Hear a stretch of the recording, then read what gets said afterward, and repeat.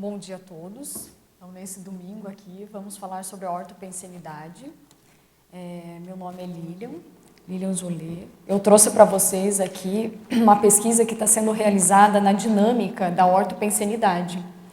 Então, os dados que eu vou trazer daqui, que eu vou trazer para vocês, então, é da dinâmica da ortopensenidade, que a gente tem registros do período de 2013 a 2017.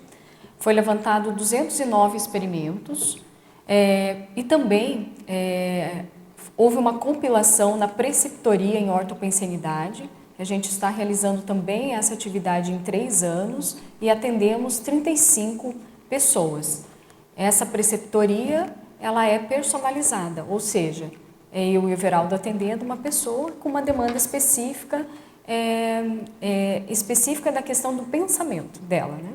E também o curso de ortopensenidade, que teve a sua primeira edição agora, em 2017, e teve 30 pesquisadores.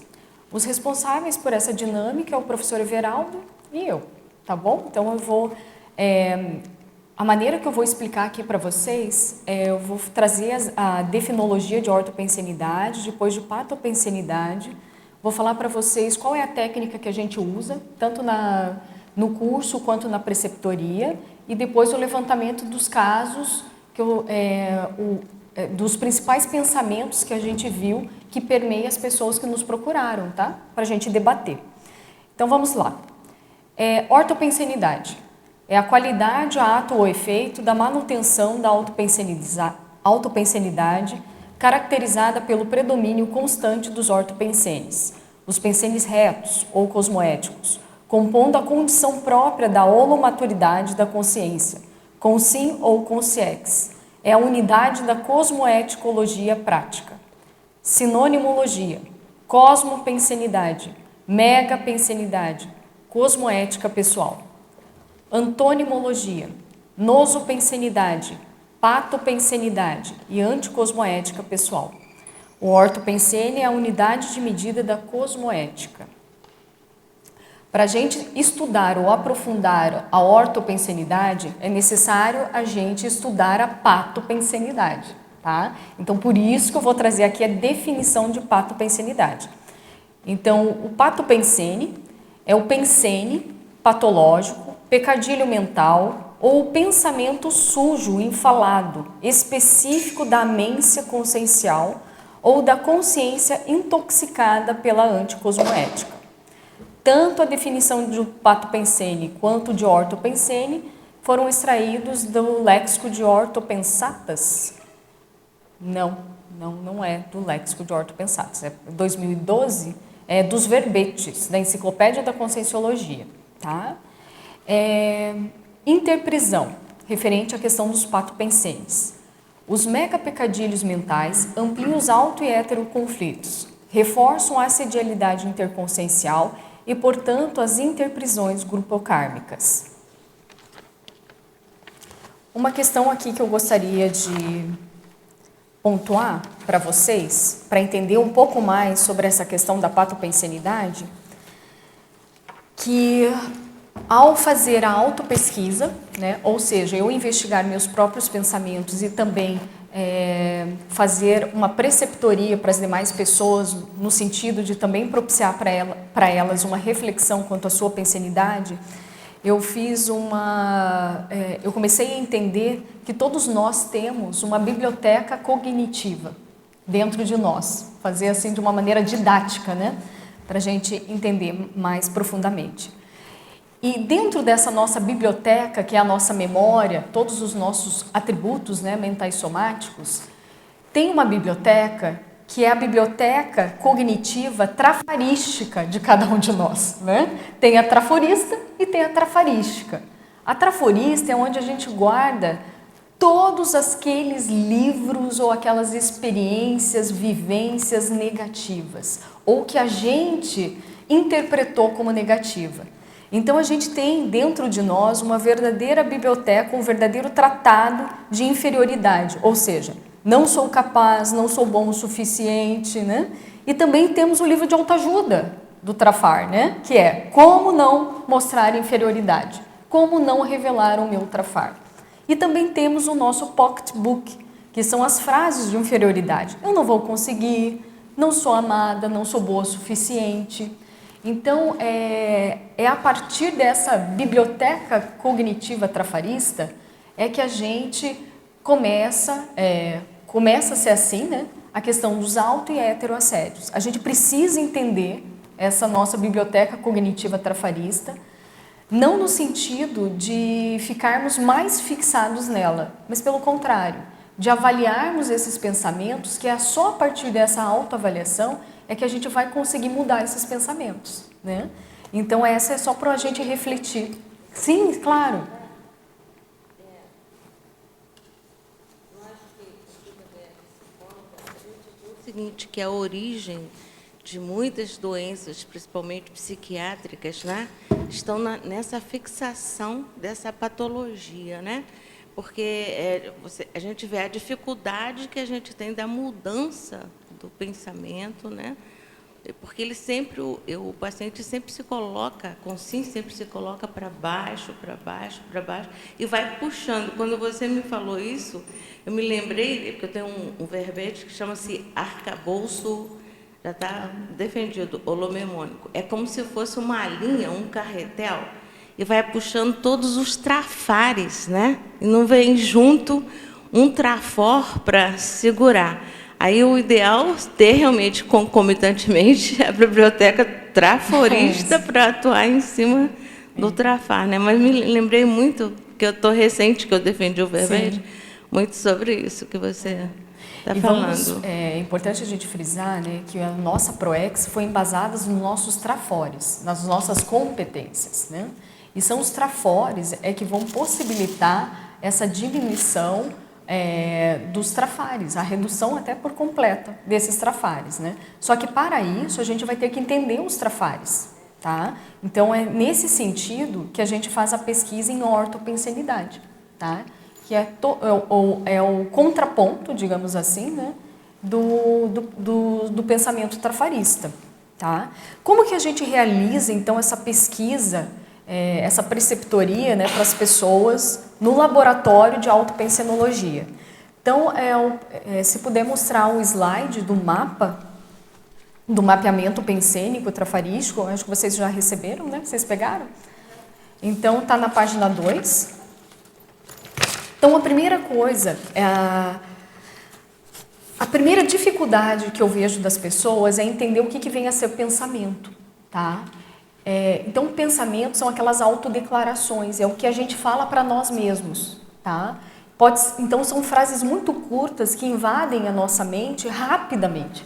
E é por isso que a gente não percebe eles. A gente percebe mais as reações, os efeitos dos pensamentos em nós e nos outros, tá? Só que é muito importante a gente entender o que se passa na nossa mente. Porque ele vamos lembrar aqui, o pensamento tem o sentimento e a energia. Ele já vem carregado de todas dessas questões, né? Então, a gente aqui ensina a pessoa, né, ao pesquisador, a perceber o que se passa na cabeça dele em algumas situações. Como a gente está fazendo um mapeamento trafarístico, a gente pede para ele identificar uma situação que ocorreu durante a semana com ele, onde ele não conseguiu enfrentar essa situação.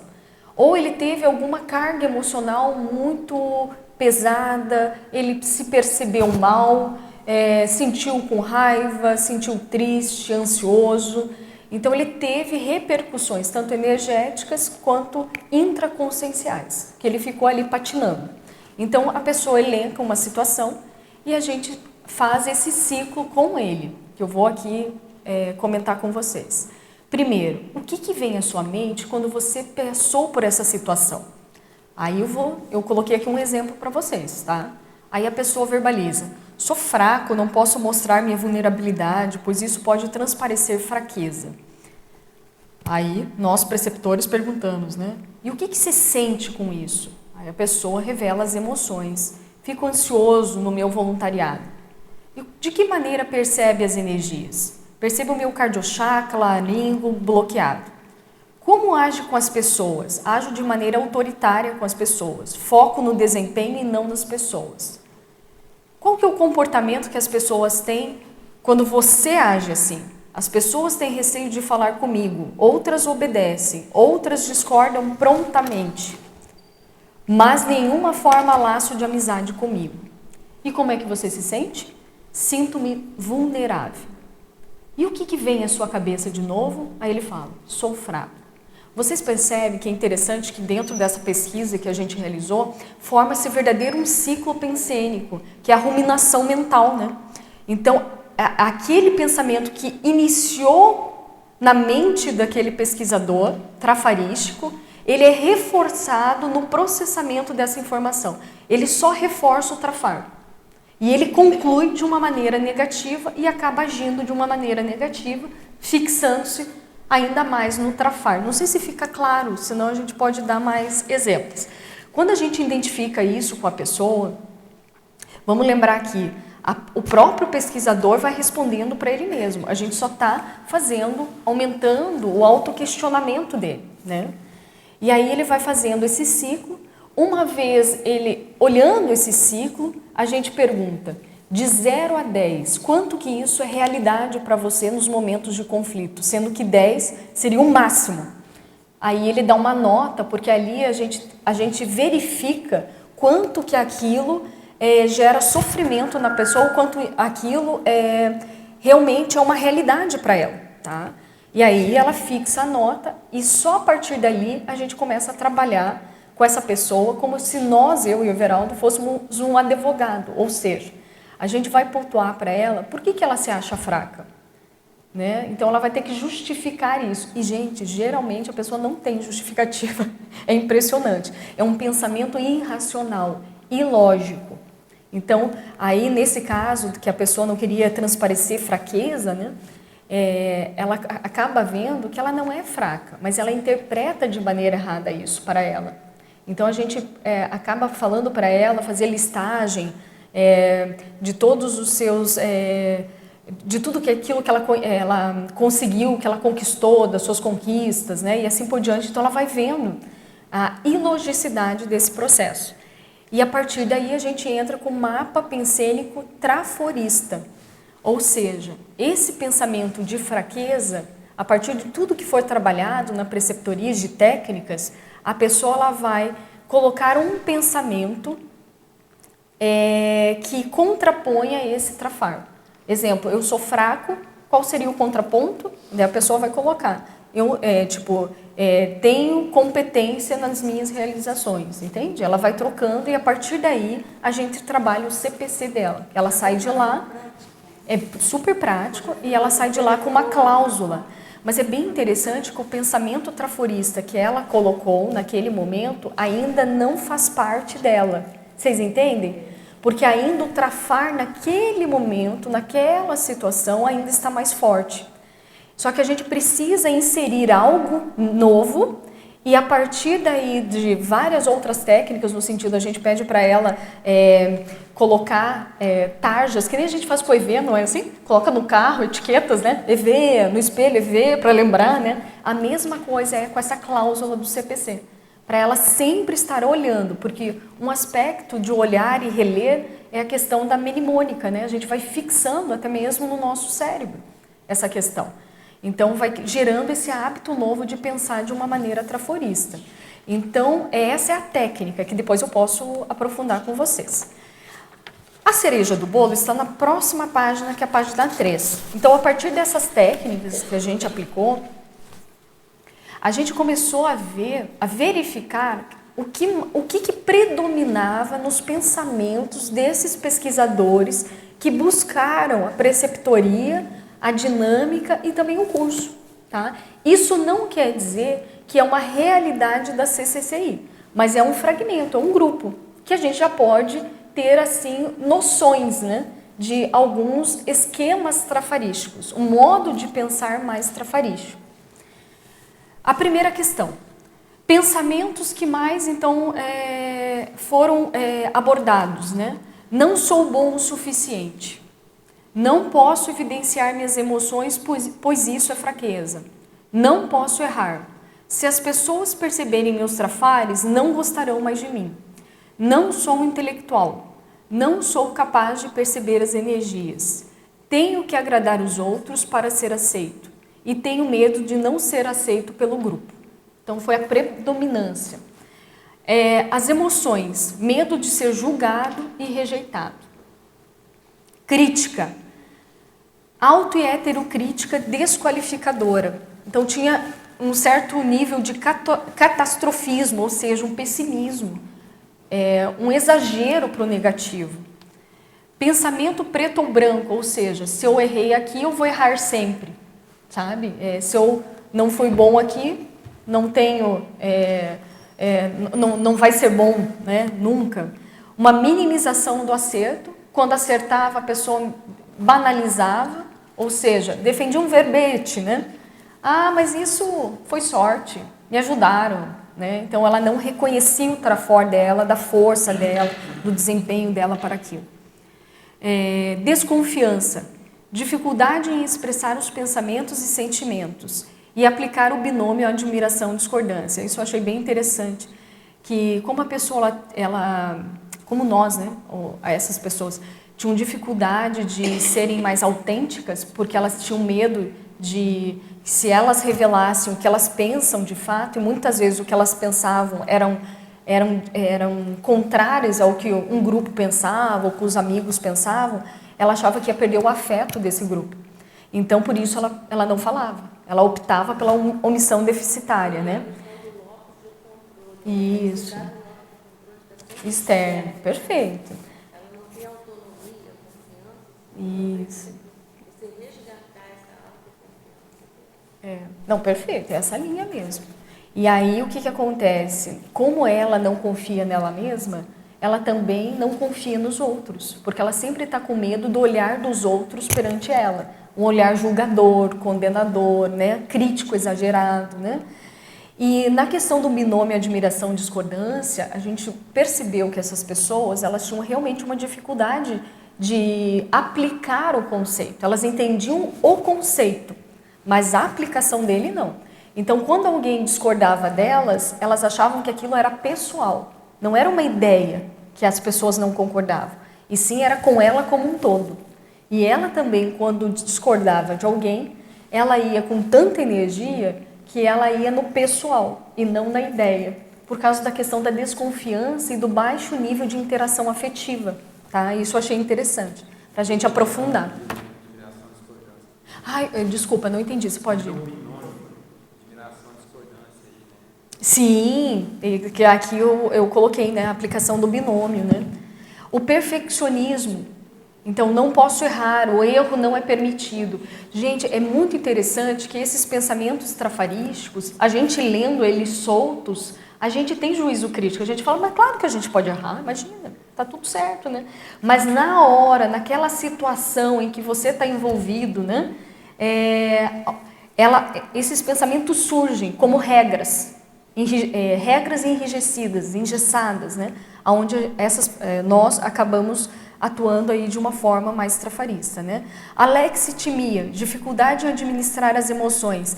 Muitas das pessoas na preceptoria, quando eu perguntava qual é a emoção que você sente nessa situação, ela não sabia responder. Ela me dizia, ela me revelava sensações corporais e até mesmo esboçava alguns pensamentos, mas emoção não. Então a gente tinha que aprofundar no nome da emoção, o que era aquilo que ela estava percebendo. E uma coisa interessante, muitas revelavam as sensações físicas da raiva, só que não falavam o nome raiva. E aí quando a gente pontuava, isso é raiva? Ela falava, jamais, raiva eu nunca tive na minha vida inteira. Então isso era muito interessante, né? Que era, então é como se aquilo fosse proibido de sentir algumas emoções, sabe? Então a raiva estava bem evidente, muitos que passaram com a gente tinham a questão da raiva, tá? Então esse desconhecimento do seu processamento emocional, né? Que a gente acabou, isso também a gente pode aprofundar. O queixume, muita verbalização de queixas, principalmente de queixas externas a ela. Excessos de capricho, ou seja, não vou voluntariar nessa IC porque não tem tudo que eu preciso. Então, as pessoas não entendem, tem que estar... ela colocava muitas regras para ela estar ali, ficar disponível para aquela ação, né? Se não estivesse de acordo com o que ela pensava nas questões físicas, tá? Ela abria mão, rapidamente abria mão. E o controle excessivo perante as pessoas e também sobre ela mesma, tá? A desconfiança, né, é uma dificuldade em formar vínculos seguros, perdão. Então, por quê? Porque a pessoa, primeiro, ela tem um baixo autoconscientização emocional. Então, se a pessoa já tem uma baixa autoconscientização, ela não vai conseguir perceber isso no outro. E eu percebo que o nosso linking de comunicação é dado pelo acoplamento energético, não é, gente? Só que o acoplamento energético é uma forma de link afetivo, na minha cabeça, tá? Estou colocando aqui o que eu percebo. Quanto mais eu consigo adentrar o micro-universo do outro, mais eu me abro. E quando eu me abro, eu estou expondo meus pensamentos, minhas emoções, não é isso? Se eu tenho resistência a isso, eu não consigo acoplar, né? E aí eu não consigo formar também vínculos com essa pessoa, porque minha interação não vai ser profunda, né? Eu sempre estou dosando essa minha interação, né? Então, e pela desconfiança, né? Como eu tenho receio do que o outro vai pensar, eu automaticamente me controlo. E vocês percebem que isso é inconsciente muitas vezes? Não é que as pessoas sejam más ou tenham má intenção necessariamente. É uma defesa, é uma reatividade, né? Então, é nisso que eu gostaria de trazer. Então aqui foi a avaliação dos casos, tá? Se vocês quiserem perguntar alguma coisa para a gente aprofundar, fiquem bem à vontade, né? Muito tempo com pacientes psiquiátricos, trabalhei em hospital psiquiátrico também. Muito assim, eles exteriorizam, colocam o locus externo também muito na família, na mãe. E não, mas é isso mesmo. Minha mãe dizia muito isso. Minhas irmãs, tinham tantas irmãs e todas elas falavam isso, né? Esse reforço ontem, por exemplo, falou sobre a criança, né? O cuidado dos pais e todos nós, professores, preceptores, ao verbalizar alguma coisa desde a infância, porque o homem de hoje é a criança de ontem, né? Então isso aí tem que ser muito bem cuidado, esse reforço dos pensamentos, que fica tão assim, parece que há uma amálgama tão enraizado que é difícil de sair, sabe? Esse pensamento negativo que foi reforçado por muito, muito tempo, e principalmente na infância, entendeu? Eu observava isso. Perfeito. Eu vejo assim, sabe, Rosa, nós somos resultado de nossa memória. E o que quer dizer isso? A formação do pensamento é através das nossas vivências. E essas vivências é tanto desta vida quanto das outras vidas sucessivas. Imagine, né? Então, que é a holomemória, correto? Então, esse conjunto de aprendizados que nós tivemos, estamos tendo, forma ao nosso jeito de ver o mundo, ver as pessoas e ver nós mesmos. Só que existem coisas paradoxais, eu vejo assim. Exemplo, em vidas passadas, vamos pensar assim na monarquia, está tendo até um acoplamentário, né? Puxar esse link, né? Muitas situações vivenciadas lá por nós, né? Ou por colegas nossos, a gente não podia expressar o nosso real pensamento, porque aquilo era questão de sobrevivência, não é isso? Se eu expressasse o meu pensamento para um grupo específico, e, gente, isso historicamente a gente sabe que não era fácil lá, né? O que acontecia? Ou era morto, ou era julgado, não é isso? Ou tirado do grupo. Então, muitas dessas pessoas desenvolveram técnicas do quê? De simulação, omissão deficitária, não é isso? Para quê? Para sobreviver. Então, naquele momento, aquilo se fez necessário. Só que houve uma fixação tão grande na memória, por causa do processo emocional, que quanto mais tem esse processo emocional, mais link se dá na memória, mais fixação se tem na memória. E aí ela vem numa outra vida que não é mais necessário isso, e o que acontece? A ativação desse comportamento. E aqui ela começa a não falar, a dissimular, e nem ela sabe o porquê disso, né? Então, esse aspecto é interessante da tendência. E nessa vida, esse aspecto é altamente trafarístico. Ela tem que mudar, porque o grupo mudou, o ambiente mudou, né? Então, por isso que é difícil mudar esses padrões de pensamento. Outra questão que você falou, Rosa, eu vejo assim, vamos pegar essa vida apenas. Somente a maneira que fomos educados, isso também vai criando algumas regras para a pessoa. Vamos lembrar que na nossa infância, quando a gente é criança, a gente é mais vulnerável, correto? A gente não está muito bem, não estamos lúcidos plenamente, né? Então, muitas das informações passadas para nós, que são regras implícitas ou explícitas, a gente fixa na memória. Então, faz de conta assim, se um pai fica falando muito para a pessoa, você é lerda, vamos, lerda, e vai repetindo frequentemente. Às vezes você, intermissivista, piquititito, né? Você grava, eu sou devagar, eu sou lerda mesmo. E fica, gente. Para descobrir que você não era lerdo e lento, demora uns 15 anos, não é isso? Só nessa vida. Isso não quer dizer que é uma tendência de vidas passadas. É só a questão que você gravou algo errado, equivocado, porque alguém passou uma informação equivocada. Porque também não soube lidar com o seu processo emocional. Só que você fixou isso, tá? E se a gente não repensar ou não reavaliar os nossos pensamentos, a gente vai manifestando esses padrões, tá? Esses padrões errados, né? Então, é nesse sentido. Essa força interior, né, para sair dessa boa ideia, né? Ela precisa muito vir com muita força de dentro para poder segurar, porque eu não sei se você viu, agora no mês de junho tem uma revista super interessante que vários pesquisadores americanos estão pesquisando sobre a memória. Então, de junho, super interessante. Então, eles colocam o seguinte, que as emoções, eles colocam em pesquisa científica mesmo, as emoções negativas, elas se fixam muito mais na memória. E tem lógica pela Conscienciologia. Quando nós ressomamos, vem o esquecimento, e talvez o que venha mais à tona na ressoma na infância realmente são as emoções, né? Onde é a fase da criança que ela desabrocha tudo isso. Então, realmente, precisa de muita força interior.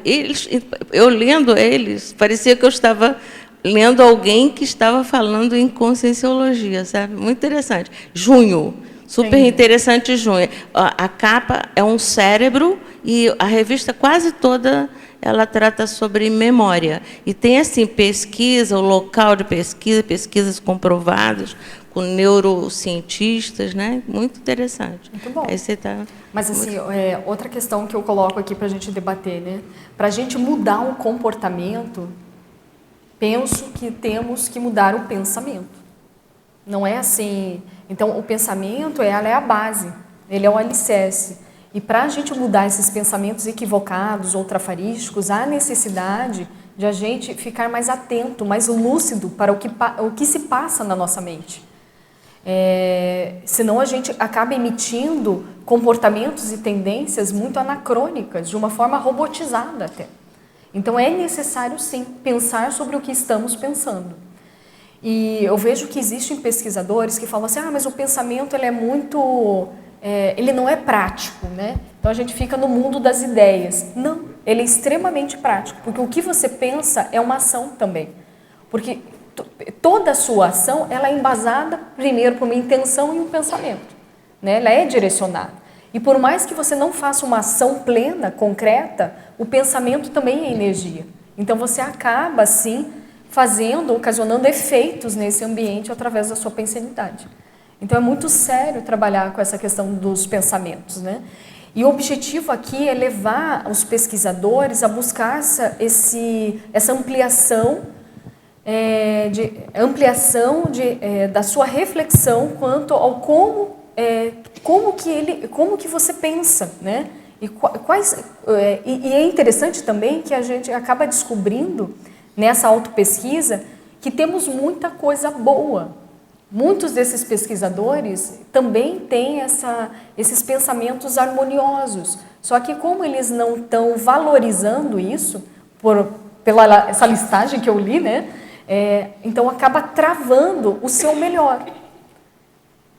Gente, o reflexo disso muitos não sabem a especialidade que querem atuar dentro da conscienciologia. Muitos não sabem qual é a sua programação existencial. Muitos não sabem se querem virar tenepsistas ou não. Muitos não sabem se são intermissivistas ou não. E a base, eu vejo que é desses pensamentos que eu trouxe para vocês, né?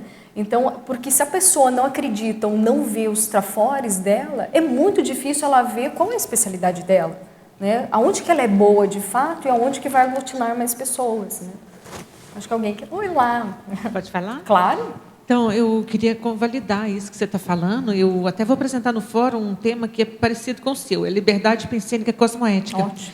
E eu fiz uma pesquisa de mais de 8 anos, porque antes de acessar as ideias da Conscienciologia, eu fazia uma terapia em grupo, uma linha de conhecimento que é chamada Patchwork, da Eva Pierracos. E eles falam de uma técnica, tem até na internet, técnica da revisão diária, justamente para a gente mapear o nosso pensamento. Isso. O que você pensa, o que te aborrece durante o dia. Então, no final do dia, a gente anota pelo menos 3 coisas e depois, ao final de 6 meses, você faz um balanço para saber, para poder definir, você saber o que manifesta mais o tempo todo e o que você pode mudar.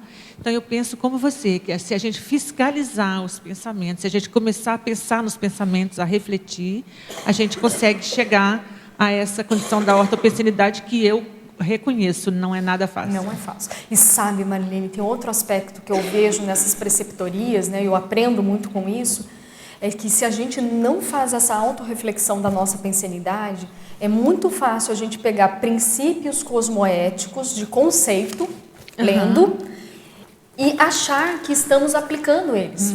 Vocês entendem? Isso que nem aí é a filosofia, binômio, né? Perfeito, É a filosofia. que nem assim. E, gente, isso aconteceu comigo, tá? Tô falando porque muitos desses aspectos. Que nem binômio, admiração, discordância, né? Todo eu mundo sei o acha que conceito, pratica. eu sei. Daí eu falo assim, eu sei.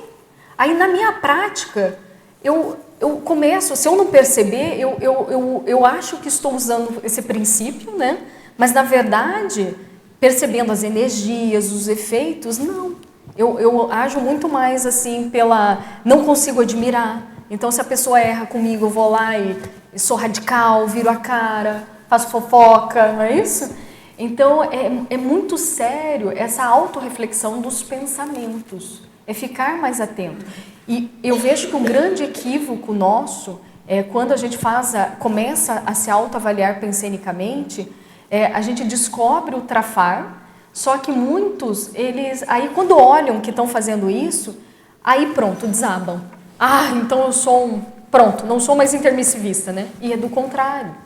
Então é você pegar a ferramenta que você vê que você não tem uma lacuna e a gente usar aquilo de uma maneira a superar isso. E sempre com esse pensamento mais traforista e não do contrário, por mais que a gente olhe trafares em alguns aspectos nossos, né? Importante, mas você tem que lembrar que você tem uma bagagem grande da Conscius, né? E aqui no nosso meio, muita gente não foi ainda, né? Você conseguiu cobaia, não passou lá pelos cursos, e faz uma diferença tremenda, porque você passa a ver como você pensa e a se reconhecer sem aquela coisa, nossa, eu sou pior do que os outros, então. E as pessoas têm essa... eu penso hoje que muita gente está vivendo uma conscienciologia de forma ideológica, né? Não é vivência, é ideológica. E eu acho super importante, fiz questão de vir aqui te aplaudir sobre o tema, porque eu acho da maior relevância para a gente começar a mapear mesmo como a gente pensa. Obrigada. E outra coisa que eu vejo, Marlene, é o processo da educação, né? Então, eu vejo assim, primeiro são os conceitos mesmo. Então, a gente olha o conceito, gosta do que está ali no papel, esse é o primeiro passo mesmo. E depois, pouco a pouco, a pessoa vai amadurecendo isso dentro dela, dentro do processamento, até que chega um ponto que é uma catarse cosmoética, né? Aquilo vai bater nela, vai ter um limite. E cada um de nós tem uma velocidade, um timing para isso, né? E aí entra também o admiração e discordância, no sentido de como cada um tem um time, aquele que alcançou um nível, sei lá, XXX e o outro está com X ainda, a gente também tem que saber conviver com esse processo de uma forma harmônica. Isso é o mais difícil, né? Então, porque senão a gente quer também controlar tudo e todos na nossa velocidade, né? Esse é o respeito, né? De a gente saber que cada um tem uma bagagem. Eu não sei a história de todos, as interpretações de todos, as dificuldades de todos, não é isso? E a gente compreender essa bagagem um do outro, mas não no sentido assim de taconístico, né? Passar a mão na cabeça, mas realmente saber ali como que a gente pode ajudar, né? Dentro desse processo. E antes de eu passar para você, Rosa, dentro disso, dentro dessa avaliação na preceptoria, a gente verificou uma dificuldade das pessoas na habilidade empática, que é de saber escutar, e a habilidade assertiva, que é saber se colocar-se. Saber colocar-se. Então, ou seja, pela desconfiança que ela tem das pessoas, porque ela acha que se ela mostrar as emoções dela, ela é fraca. Né? Então ela já se regula, né, toda, né, e fica desconfiada de todos, né?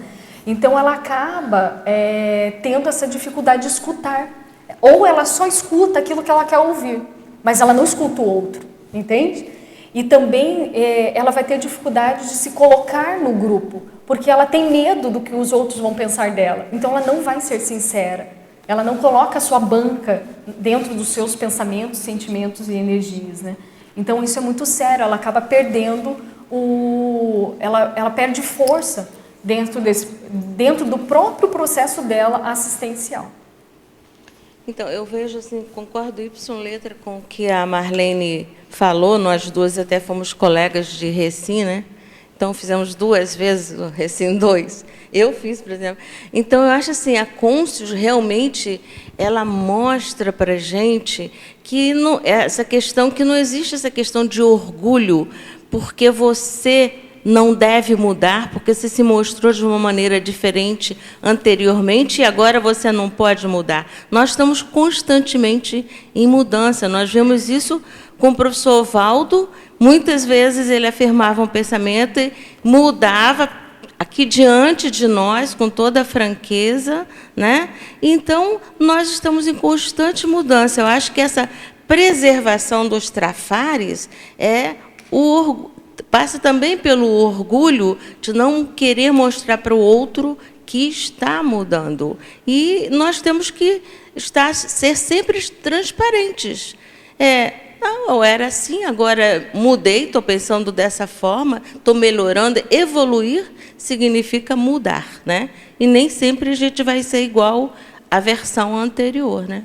Então, é bem isso, né? Dentro disso, do que eu vou trazer aqui, bagagens da preceptoria, né? Então, eu escuto muito assim, eu não posso errar. Nunca posso errar. Vocês entendem que essa regra, quando a pessoa ela fala para ela mesma, nunca posso, jamais, é muito séria, porque isso para ela é uma realidade. E o problema disso é que ela se trava na sua manifestação, porque primeiro ela tem medo de um erro, que ela nem sabe qual. Todas as suas ações vão ser limitadas, porque ela tem o medo de errar. Nisso, eu percebi em algumas, óbvio, uma autoexigência muito grande com ela mesma, mas também com o outro. Ou seja, ela cobra demais, entende? Do outro. Ela não vê, ela foca muito mais no desempenho tarefa do que nas pessoas que estão com elas. Isso eu achei interessante. Então, é como fazer tal tarefa, mas você não percebe como está a sua equipe, afetivamente, esse linking. Ou quem que é bom naquilo, distribuição de tarefas, né? Dar oportunidades para as outras pessoas, né? Porque ela fixa ou se concentra nela.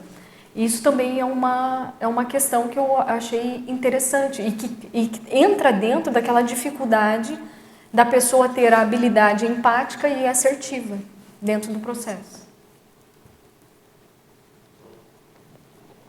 Tá ligado?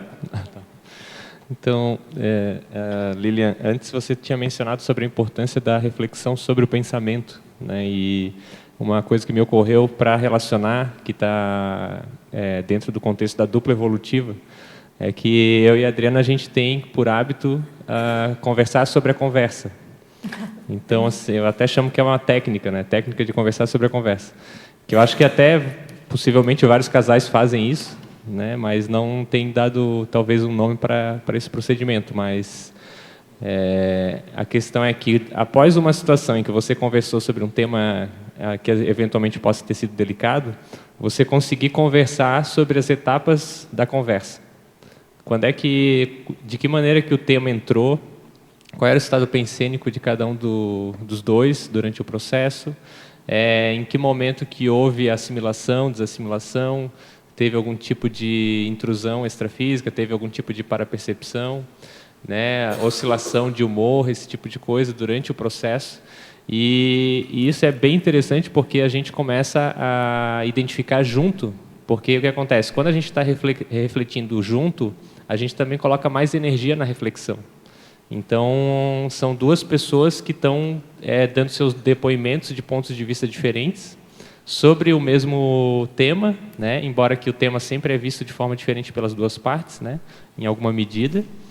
E isso ajuda muito a gente compreender processos que a gente está vivendo no cotidiano, até em determinados períodos, fases, né? E é bem interessante isso. Então, assim, nós já tivemos grandes aprendizados fazendo essa técnica juntos, né? De depois que teve uma determinada situação que a gente conversou, a gente resolveu ou não resolveu, o que teve, o que não teve, a gente fazer essa avaliação em conjunto, né? Para entender o que ocorreu durante aquele período de interação, né, pensênica. Entendi. Bacana. Dentro disso, tem um verbete que é duplismo reflexivo, que traz, puxando aqui para a ortopensenidade, né? Onde a dupla ela faz um balanço, do casal, digamos assim, né? Só que eles vão usar o laboratório da conscienciologia. Cada um faz um laboratório, só que ao entrar no laboratório, daí tem todo um checklist, digamos assim, que tem lá no verbete, né? Você vai pensar no seu parceiro como amparador e vice-versa, né? E é impressionante. E ali são perguntas de ordem evolutiva maior, entende? Que faz você expandir a sua pensenidade, a sua visão do parceiro, né? Eu e o Everaldo, a gente fez isso e deu certo, gente. Foi impressionante. Duplismo reflexivo. E eu me lembro, nesse caso, que eu não era Epicom. O Everaldo, você era, né, Vê? Eu acho que eu não lembro. E ele foi pensando os níveis evolutivos que tem as perguntas, né? E ele teve a sensação assim de, agora não lembro se fui eu ou você eu, mas eu, você, mas enfim, chegou-se no sentido assim de tinha um amparador específico para o epicentrismo. E logo na sequência da técnica, passou, sei lá, uma semana, coisa assim, foi chamado para o epicentrismo. Então tinha umas conexões, e isso era um fato, mas entre outros, sabe? Mas tudo alinhava para a questão do melhor da pessoa. Convergia esses esforços para o melhor. E é interessante que quando um pensa no outro, outra coisa desse laboratório é que eu percebi um amparador do Everaldo comigo. E o Everaldo percebeu o meu no laboratório dele, né? Então aumenta esse intercâmbio, essa interface, né? Então, isso é bem interessante. E isso caminha para a questão da ortopensenidade, e se a gente fizer a manutenção disso, é a desperticidade. Tá? Então, no fundo, a preceptoria da ortopensenidade, a dinâmica da ortopensenidade, a gente almeja que aumente o número do quê? De despertos. Porque quanto mais despertos, melhor vai ser essa questão do entendimento da conscienciologia e mais vai ser multiplicada essa questão da harmonia íntima, né? Evolutiva, né? Esse que é o ideal. Para mim, né? Não sei se... Né? Olha só, sou eu, né? A questão, você estava falando no binômio admiração-discordância. Eu queria que você aprofundasse, que a gente tentasse debater um pouquinho mais sobre isso, porque, assim, eu acho ele muito sério e eu também achava que era aquela coisa, mas depois eu fui vendo a fundo, então essa questão não é bem assim, admirar e discordar. E o que eu percebo? Eu percebo assim que em determinadas pessoas fica mais fácil de você admirar aquela pessoa e discordar com ela. Tem outras que fica mais difícil. Então isso, como que vocês veem isso? Como é que vocês trabalharam, ou se vocês trabalharam? Como é que a gente pode afinar essa questão do binômio admiração-discordância? Mira, eu vejo que uma das dificuldades disso é a pessoa, ela tem um olhar muito, esse loco externo que foram falados. Então, ela tem uma necessidade de ser aprovada pelos outros, então uma necessidade de atender a demanda dos outros, mas não pela assistência. Aí é a pseudo-assistência, o ganho dela seria o reconhecimento, a admiração, o afeto do outro. Ela associou o afeto que é bom com uma coisa ruim, entende? Porque ela não tem o autoafeto. Então, ela quer que os outros façam algo para tampar essa lacuna. Então, nesse sentido, vai ser muito difícil ela discordar de alguém. Primeiro passo, ela vai ter muita dificuldade de se posicionar ao contrário. Porque ela acha que qualquer discordância de pensamento é inimizade, é conflito. Aí a pessoa, eu não quero conflito. E realmente conflito não é legal, né? A palavra em si, né? Mas é necessário. É necessário os pensamentos diferentes, né? E quando é o contrário? E aí ela não consegue. Admirar para ela é muito mais fácil. Mas a discordância para ela não dá. Então, para ela não existe essa junção, entende? Que é possível você admirar alguém e discordar. Então, na cabeça dela, na prática dela, ela não consegue. Mas é por questões de lacunas e carências emocionais. E que aí ela tem que trabalhar a metria, a própria consciencioterapia. Mas e quando é o contrário? É tipo assim, a pessoa discorda praticamente de tudo, né? Daquilo, sabe, é o fator, o contrário disso que você está falando. Como é que você vê isso? Também ele tem um processo de afeto, provavelmente é a questão emocional, mas aprofunda isso para a gente. O que eu vejo, Meira, é quais os efeitos desse estilo de pessoa para mim. Então, se a pessoa discorda muito, é muito reativa, às vezes agressiva, né, ela confunde a crítica com essa agressividade, às vezes. Como é que... Aí, esse problema é dela. Primeira coisa que eu penso, se a pessoa manifesta isso frequentemente, a minha maneira de eu não cair nessa armadilha e começar a manifestar pensamentos negativos contra ela, eu falo, essa pessoa deve estar passando por um momento difícil. Esse é meu lema. Se eu vejo uma manifestação assim equivocada, eu não julgo ela plenamente, eu digo assim, nossa, essa personalidade é muito difícil. Eu simplesmente falo, esse momento ela deve estar passando por alguma coisa que eu desconheço. Isso também passa. Isso para mim é bom, entendeu, Meira? Para eu não mergulhar nesse mundo trafarístico. E aí não é que eu perca a lucidez ou a consciência da manifestação do outro, mas é uma vacina para mim entender ela melhor e manter a minha harmonia. Então aí eu percebo, isso é dele, não é meu. E às vezes essas pessoas já estão agressivas naquele momento. E vocês sabem, gente, pessoa com raiva e agressiva, a tendência dela é uma provocação, não é isso? Então, é aquela energia que ela está confusa, ela tende a passar isso para o outro. E como muitas vezes nós não estamos conscientes desse processo, a gente entra na onda, eu fiz alguma coisa errada, eu devo... E você veste aquilo para você. Você torna-se aquilo pessoal. E aí está feita a briga, está feita o assédio interconsciencial. Então, a gente tem que criar vacinas para isso. Tá? Então, vacinas de como lidar com o outro e também vacinas de como lidar com você mesmo. Porque, às vezes, Meira, nós também temos raiva. Entende? Às vezes, a gente também pisa na bola. E aí, como é que a gente faz? Né? Então, é muito importante essa questão de quais são as técnicas que podemos ter em mãos para... termos pensamentos melhores. E eu vejo assim que a grande questão da ortopensenidade é você fazer a técnica na hora. A gente tem que criar um hábito de pensou errado de maneira anticosmoética, é na hora. O que você vai fazer? Porque o pensamento ainda pode ser revertido, gente. não afundou por completo o barco, entende? É isso que eu aprendi. Então, às vezes, vem o pensamento negativo para mim, só que como eu estou consciente em algumas situações, em grande parte dessas situações, eu consigo eu mesma pegar um SOS. Eu sempre brinco assim, né? Eu tenho um cartão SOS comigo mesmo, extrafísico, né? E eu falo lá, opa, pensei mal de alguém, é na hora. Aquilo parece que mexe, eu falo, agora. 3 trafores dessa pessoa, não tem jeito, sabe? Então a gente tem que ser assim, mais práticos, pragmáticos nesse processo da pensanidade. Não deixar para depois. Erros que eu vejo, a pessoa deixa para depois e fala, vou dormir e depois eu vejo. Já era, né? Já ficou assediado, já ficou autoassediado, já fez a questão do link de heteroassédio, né? E assim por diante. Só comentando nesse gancho da questão do binômio admiração e discordância, talvez procurando ajudar um pouco, claro, né? Um ponto que eu acho bem interessante, que eu já utilizei, é observar quais são as pessoas especificamente com as quais a gente encontra dificuldade de ter esse equilíbrio.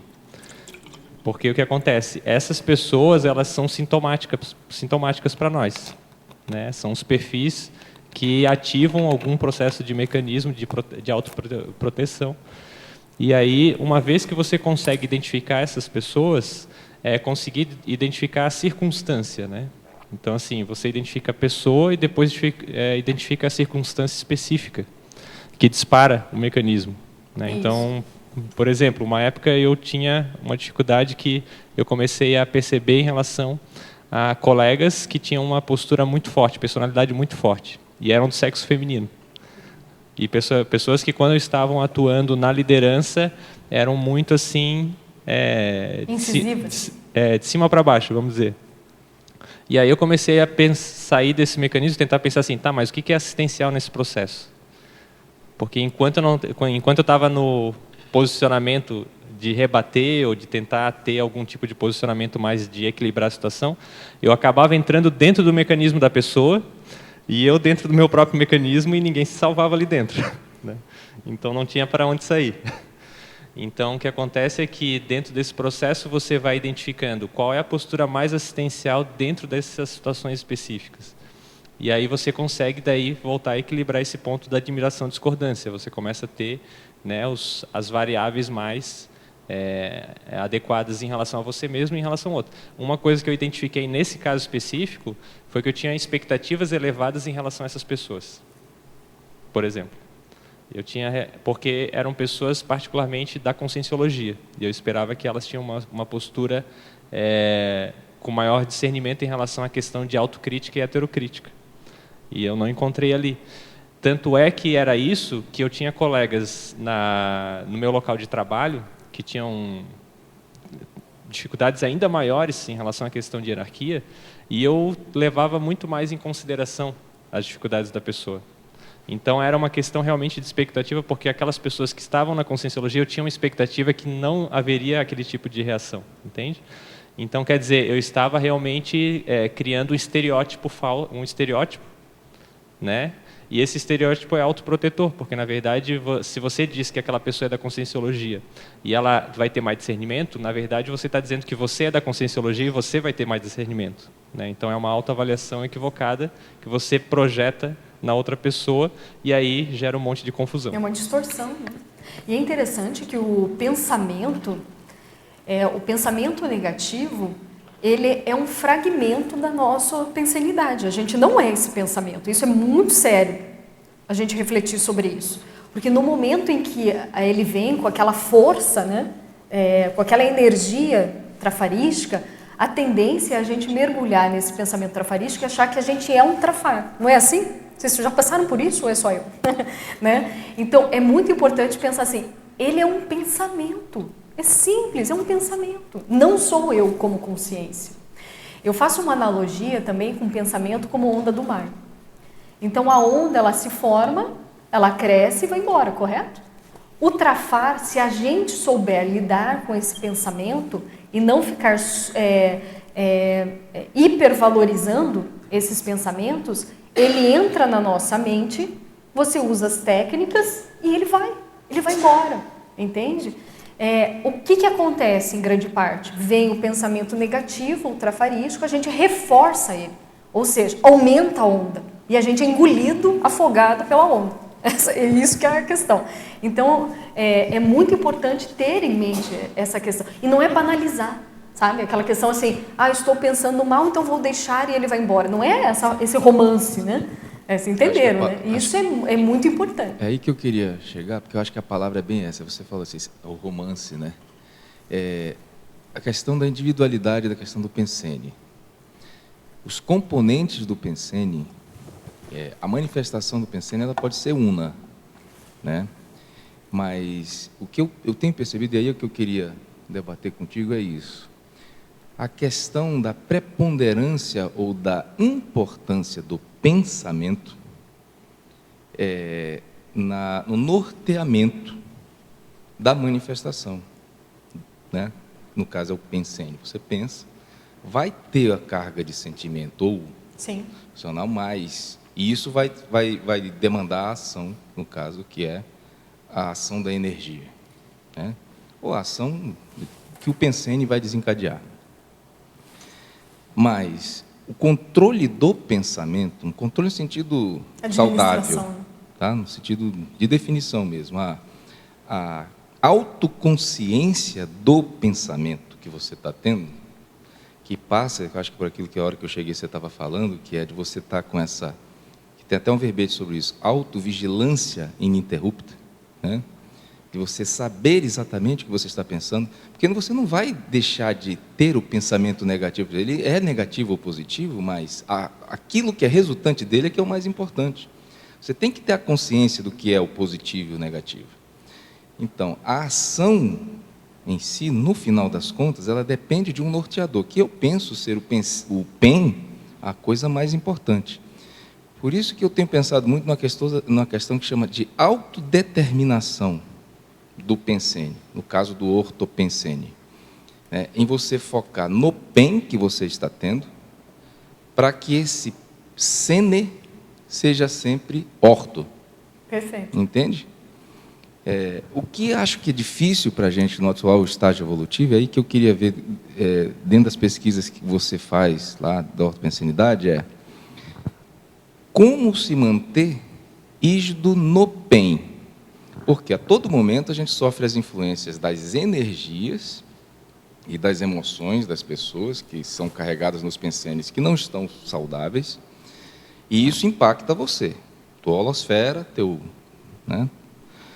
Só que, como fazer para que nesse impacto você consiga sempre preponderar o PEN, tá? Para que você consiga ter autolucidez de decidir, para decidir a ortopensenidade. Entende? Na minha concepção, dentro do meu laboratório pessoal, você não entrar no sentimento da coisa, mas aí corre o risco de você não empatizar, não se tornar um pouco estéril em termos de emoção, entendeu? A gente vive isso, acho que todo assistente intrafísico... Mas sabe, Alain, isso eu vejo que é um mito, cara. Sabe por quê? Tudo é junto. Então, pensamento, é sentimento, é energia. A gente não consegue separar, entende? Assim, exemplo, você está falando comigo, só vou pegar o PEN do Alain. Mas assim, o que eu quero dizer com isso? Na hora do vamos ver, nas situações conflitivas, a emoção vai vir e você sente as repercussões, os efeitos das emoções dos outros e suas em você. Só que nesse caso, é o que você falou, dentro desse processo, você tem que ter o hábito já de pensar nos seus pensamentos e ver, opa, eu acho que aí então pulo. Esse é o gancho. Porque daí pensar você não sobre perde o PEN, desse componente que você está sofrendo a ação. Só que eu vejo assim, tá? Essa é a vacina, mas não quer dizer que você não vai observar as emoções das pessoas e suas, só que não vai supervalorizar. Mas assim, você só vai ter a autolucidez se você focar em analisar o PEN daquela situação. Perfeito. Agora, olha só, grande parte das pessoas não fazem isso. Não faz isso. Elas nem percebem. Elas se eu perguntasse entram dentro da o que passa na sua mente agora, entende? Coxinha, bolacha? Não, estou brincando, né? Assim, quais pensamentos tem, né? Muitos não sabem, entende? Por quê? Então, elas são muito mais vulneráveis para os pensamentos externos que estão aqui permeando esse ambiente, porque é a energia, correto? Os padrões que estão aqui, ela fica muito mais suscetível, entende? De fazer o quê? De ficar lábil. E nem saber por quê. E ela está indo com a onda, né? Como você falou. Isso, é lábil. Isso é labilidade. Mas isso não passa por uma capacidade de você começar a se auto-individualizar enquanto... O que é meu pensene, né? Isso. Que as pessoas não falando de uma maneira geral, a gente aqui já estuda isso, né, desde esse conceito já há algum tempo, né? Mas mesmo estudando, às vezes é difícil você dizer qual é o meu pensene dentro daquela situação, né? Mas é interessante porque no momento de conflito, se a pessoa não tem o hábito de pensar sobre seus próprios pensamentos, é muito difícil na hora ela falar assim, agora eu vou para o PEN. É muito mais difícil, gente. É que nem vocês irem para um processo, uma imersão na guerra, falarem assim, vamos lá, vamos salvar o pessoal, aí colocam lá você, sem treinamento, digamos que não sabíamos nada de EV, né? De pensamento, de manutenção de pensamento, de ortopensenes, aí coloca lá a pessoa. O que vai acontecer? Claro, depende da pessoa, né? Mas assim, a grande parte dessas pessoas que não teve esse hábito, elas vão ser engolidas, ou vão ficar apavoradas, paralisadas, não é isso? Ou dar no pé, não é isso? Não sabe o que fazer. Então, é muito importante, essas técnicas de ortopensenidade, elas são para criar uma rotina, um hábito. Então, a ortopensenidade, ela passa do princípio da organização mental, por isso das técnicas. Então, eu vejo que não tem por onde. É que nem assim, para a harmonia das energias, tem técnicas do estado vibracional, que é o quê? Ele organiza, equaliza.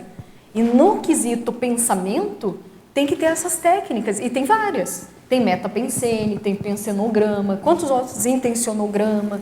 Aqui tem vários, né? Só que a questão é a pessoa atentar-se para isso. Uma coisa que eu vejo também na preceptoria, só para a gente aumentar nossos debates, né? Eu vejo que muitos de nós fazemos inúmeros cursos da conscienciologia. Convenhamos, todos os cursos de qualquer instituição conscienciocêntrica, independente da temática, eles trazem bases de ortopensenidade. Vocês concordam? Eu acho. Todos. Não estou falando dos títulos que tem pensamento ou ortopensenidade, né? Mas todos trazem pensamentos harmônicos e cosmoéticos na sua base. Por que a gente não sai desses cursos com comportamentos diferentes na hora? Por que a gente não sai de cada curso e mantém aquela postura de que quando foi finalizado, exemplo, acoplamentário, a grande maioria sai como, gente?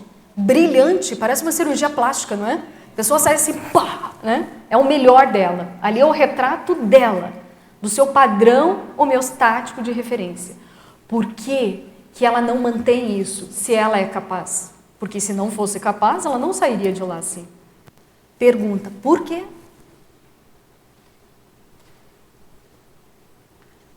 Técnica foi dada, ambiente teve. O que é, então?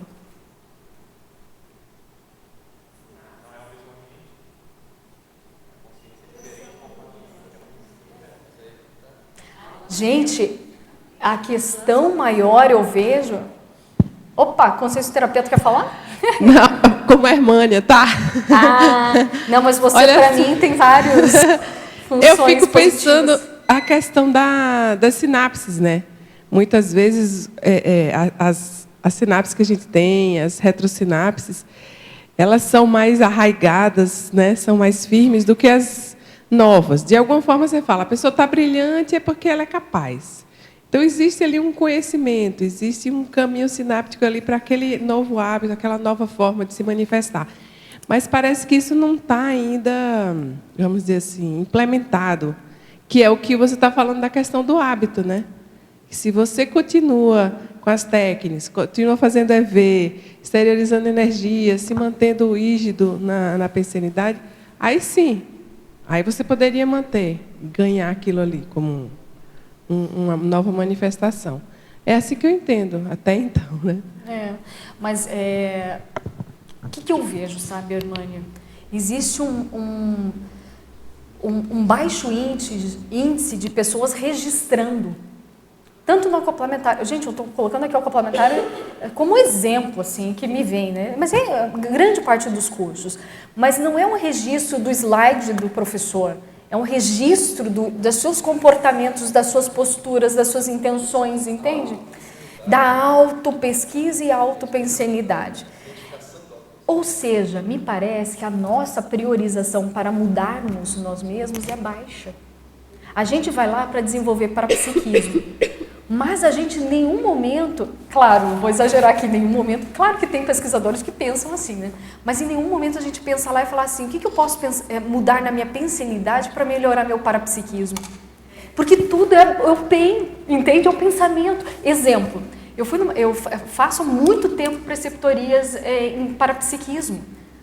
Até quando não era Epicom, eu era professora lá, sei lá, escola do parapsiquismo, e ajudava pessoas lá dentro desse processo. O que eu ouvia de pesquisadores falando assim, eu nunca consigo fazer ver, eu não sei, eu não percebo as energias. Só pelo fato dela falar assim, eu nunca, é muito sério isso, é generalizado, está afirmando que é nunca. Vejam lá no dicionário o que é nunca. Nunca, você está afirmando toda vez que nunca consegue. Aí eu falei, tira o nunca que você vai conseguir. Aí a pessoa ri, tipo, mas porque isso é o quê? É a modelação do pensamento. Tá? Então, se não entrar com essa diferenciação, vai ser muito difícil ter ganhos diferenciados, porque a pessoa entra igual. Ela não sai diferente, se entende? Por completo. Então, por isso que a gente tem que repetir, gente, várias vezes, atividades. Aquela técnica que o professor Paulo comentou várias vezes aqui, de você tentar fazer determinada coisa acima do seu patamar, para você poder pensar como aquilo e alcançar esse patamar. Isso é o inverso que você está falando. Nunca. É um autocoaching. E assim por diante, né? Então, eu não sei se vocês leram na página 3 aqui as avaliações dos casos da preceptoria. Só antes de você passar para outra parte, essa questão de sair do curso melhor, eu acho que tem muito a ver com a questão da dependência. Porque a gente é motivado pelo professor, a gente terceiriza, então, quando tu está num ambiente de curso, tu está dependente ali do professor, está te incentivando, te motivando. E aí, quando tu vai para casa, é você mesmo que tem que se motivar. E qual que é o pensamento que fixa esse padrão? Pois é. Entendeu? É o ortopensene. Vamos pensar sobre isso, né? É o quê? É o ortopensene. Não, ok, mas qual que é o pensamento que está por trás dessa dependência? Qual é? É que vem de muitas vidas, né? Isso, né? Eu acho que a gente é muito dependente. Muitas vidas. Pensamento. O pensamento tem muitas vidas, né? Assim, mas qual é o pensamento? Isso que é importante. Claro. Cada um vai ver. Então, há pessoas que vão falar assim, eu não sou capaz de fazer sozinho. Entende? Outros vão falar outros pensamentos que levam a isso. Só que se você não identificar o que pega em você, vai ser difícil você sair disso. E não tem receita de bolo. Esse é o problema da pensenidade. Entende? Nesse caso que você me trouxe, que foi muito bom didaticamente, pode ser que aqui 10 tenham pensamentos negativos a respeito dessa mesma situação de dependência, só que de formas variadas. E aí a tua identificação não é a mesma para eles. Ou seja, a sua superação vai ser diferente, as suas técnicas para superação. Só que aí, gente, é aquela questão de arregaçar as mangas. Entende? Cada um. Nós temos que ser exemplo nesse processo, né? Então, eu vejo assim, que agora, eu sou muito pragmática no sentido assim, se eu identifico que eu tenho esses pensamentos, ou tenho esse padrão, exemplo, tenho baixo registro, tendo sim a me dispersar no meu dia a dia, e quando eu vejo eu já não estou mais naquela condição de quando eu entrei no acoplamentário, não é isso? Ok, identifiquei, é péssimo isso, péssimo, mas o que eu vou fazer com isso? Como é que eu vou mudar hoje? Eu vou sair dessa porta e vou fazer diferente. Isso é seríssimo. Porque a partir de eu sair daquela porta, eu tenho, positivamente falando, né, aqui, que mudar o meu pensamento. Então, eu crio essas senhas para mim, para eu não, em hipótese alguma, ficar mergulhada nesses pensamentos trafarísticos. Lilian, eu acho que é, antes de tudo, uma questão de acomodação, né? Muitas vezes a gente vai no curso esperando, eu vou lá para aprender isso, e a gente tenta aprender, e de fato aprende, né? Mas, no segundo momento, a responsabilidade é toda minha, com a minha autopensenidade, com o autogerenciamento da minha pensenidade. E é autogerenciamento mesmo, e dá trabalho, né? Dá trabalho, tem que movimentar muitas coisas, tem que fazer muitos esquemas, tem que relacionar algumas coisas, tudo isso exige muito. E no curso a acomodação está tudo bem otimizado, é mais cômodo. Então, acho que nós ainda estamos esperando que milagres, ainda temos talvez algumas reminiscências do passado religioso, né? Que alguém faça o milagre por nós. E eu ia falar justamente disso, pensamento religioso. Há pesquisadores que começam bem intencionados, né? Falam assim, eu não posso pensar mal de ninguém. Nossa, que princípio interessante, assistencial, cosmoético. Só que a prática disso é autoflagelação. Quando eles se veem pensando mal, vem aquele processo religioso, eu não posso pensar mal. Aí começa a chibatinha, e não fazem nada para mudar essa condição, entende? Só que ficam se autoflagelando como se fosse pecado, entende? Pensei mal. E aí ele começa a se assediar pelo próprio pensamento, estou pensando mal, pensei mais mal, e agora? Para onde eu vou, né? Então, tem que rir, sabe? Porque esse é o processo. Então, se cada um de nós não fizermos algo de alerta para sair desse comodismo de pensamento trafarístico, vai ser muito difícil a gente alcançar novos patamares evolutivos.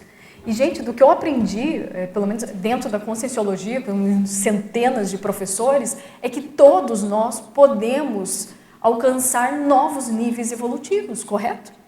O que depende da Lilian pular para um nível X para o nível Y? Das coisas que eu já pensei. Gente, não depende de nada externo, é interno. Começa, ao meu ver, do bem. E não é uma questão, quando eu falo alcançar níveis evolutivos, não é aquela questão assim de medalha, vou virar representante X, não é isso. Eu estou falando de uma forma cosmoética, é evolutiva, né? Então é algo que só a pessoa mensura dentro dela. Eu não preciso ter cargos e representações dentro da CCCI para ser desperto, para ser sei lá o quê. Não preciso, entende? Mas é interno. E isso só depende de mim. Então, aí é um processo evolutivo. A gente tem que encarar essa realidade. A gente tem que ajudar pessoas, ambientes e a nós mesmos, tranquilo. Mas a responsabilidade de você, da sua evolução, é você. Não tem terceirização disso. Não adianta, pode vir o melhor epicom do mundo, entende? Baixo o serenão aqui, né? Se você não mudar o teu PEN, você nem se aproxima do serenão. Isso que eu fico pensando, por isso que eu estudo a pensenologia. E pensar maior, ser ousado nos seus pensamentos no sentido cosmoético. Por que não agir como desperto hoje? Uma vez eu perguntei isso numa dinâmica e a pessoa me respondeu que ela não poderia, como se fosse pecado também. Porque o que os outros vão falar? Mas ela não vai falar para ninguém que ela está agindo como desperto. É só o comportamento dela manifestado e vai somar para o grupo, né? Só que na cabecinha dela não era permitido. Porque ela não ganhou nada dizendo que ela era. Entende? Então é tudo muito fechado, em caixinhas. E a ortopensenidade é justamente o contrário. É você extrapolar a sua pensenidade, mas extrapolar, gente, harmoniosamente, organizadamente. Né? É planificar, planejar a sua evolução. É isso a ortopensenidade. Então, por que não pensarmos na desperticidade de uma forma mais concreta? Então, Lília, entrei aqui Uma das coisas que eu penso que quando eu saio de um curso e vou para casa, às vezes, eu começo a entrar nas necessidades do ego também, né? E começo, às vezes, a entrar na aflição, nas fissuras, né? E eu posso até entrar nisso, mas eu posso também manter o padrão que eu saí nele, que eu estive nele. Que isso é normal que vem para a gente, né? E também é voltado o pensamento para o outro também. Eu pude me ver nisso aí quando eu olho o outro com outro processo dele mesmo, como se tivesse uma para-empatia com ele mesmo, né? Mas que isso seja bem autêntico, né? Que eu não queira, né, mudar ou mexer com o outro ali. Ele está daquela forma ali. Eu compreender que ele está daquela forma e eu tenho a minha forma de funcionar e respeitar esse paralelo aí. Eu tive uma experiência parapsíquica, então não foi uma experiência assim pessoal a nível do que eu vou falar, não é que ocorreu comigo, né? Mas eu vi um cenário, digamos assim, parapsíquico, que era a questão da pseudo-harmonia, e que isso me fez refletir muito. Nós, como intermissivistas, docentes, né?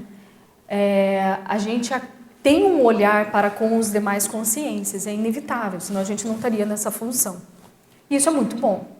Entretanto, muitas vezes a gente está acomodado, a gente está muito mais replicando conceitos do que questões práticas das nossas mudanças de reciclagem. E a gente, nesse comodismo, né, a gente vai passando as informações, a gente tem um gabarito de informações, de didática, né? E, infelizmente, é reforçado pelos alunos no sentido, nossa, que legal, você é um ótimo professor, né? E isso faz a pessoa permanecer no seu comodismo. E fica, entre linhas, a pseudo-harmonia. Eu pseudo-assisto e pseudo passo a imagem da pseudo-harmonia. E, às vezes, as pessoas não vão reparar o teu comodismo, porque você está dando muita aula, você está fazendo isso, entende? Mas eu estou falando daquele comodismo de reciclagens íntimas. Entendem? E isso eu vejo assim que não há mensurações externas. Claro que a gente observa alguns comportamentos e deixa claro, né, o próprio padrão de energia, mas assim, essa mensuração ela é íntima. E se a gente não ficar atentos a isso, a tendência é a gente cai por esse nível de pseudo-harmonia, né? E assim vai indo, até chegar a uma catarse maior, né? Então, tem sempre um empurrão, né? Então, eu vejo que, para que isso? A gente pode, cada dia, ter desafios ou criar desafios para não ficar nesse patamar. Porque eu vejo que o comodismo é inerente a esse corpo físico e a essa dimensão. A gente busca segurança. Esse é o contexto. Então, a gente tem que lutar contra esse processo, né? Ultrapassar isso. Por isso que é pensar como consciexis, né? Pensar como desperto, pensar na multidimensionalidade, tudo isso expande e vai quebrando essas barreiras, né? E isso facilita essa saída desses comportamentos robotizados, né? Penso eu dentro disso, né? Estava na fila. Eu queria saber de ti sobre a questão do sobrepairamento. Porque muito se fala sobre paira, que daí consegue, né, ou ao menos disfarçar aquela emoção que a pessoa está sentindo.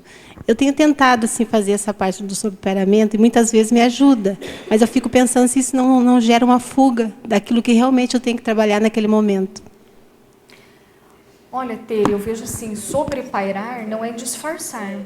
Tá? Tem uma diferença, isso é muito sério, é a maneira com que você entende o sobrepairamento. Sobrepairamento é você perceber a emoção que você está sentindo. Exemplo, estou com raiva, pisaram no meu carro, fiquei com raiva. Agora, qual vai ser a minha reação? O que eu escolho ao me ver com raiva? Eu posso escolher ficar com a raiva e estourar tem várias formas de fazer isso, né? Ou eu posso escolher, ok, estou com raiva e eu vou modificar essa raiva para algo melhor. Eu estou falando aqui de termos conceituais, né? Na prática, como é que seria? Estou com raiva sim, Lilian, só que agora eu vou respirar 3 vezes, vou correr para dar uma dispersada. É assim, gente, que funciona. Vocês acham que é corpo humano. Tem que sair correndo, até que meu cérebro dá um, né? Ok, vê. Agora eu olho a natureza, reflito. Vocês estão entendendo? São técnicas. E aí aquela raiva inicial se transformou em algo bom. E que me fez pensar diferente até mesmo da pessoa. Aí eu começo a ver o viés, o olhar da pessoa. Poxa, aconteceu isso com ela, não é assim. Isso é o início de uma ortopensenidade. Então, eu não fugi, admiti, dei nome e saí dessa. Então, muitas pessoas que falam que não tem raiva é porque elas acham que a raiva ela é negativa. Só que a raiva, bem alocada a algo melhor, ela impulsiona a pessoa. Eu não estou falando impulsão de raiva e agressividade, tá? Eu estou falando sair da raiva e transformar essa emoção num sentimento. Isso é possível, a gente tem essa capacidade de transformar algo ruim em bom. E aquilo dá força para ela gerar impulsos e ir para frente de uma outra forma. Alavanca.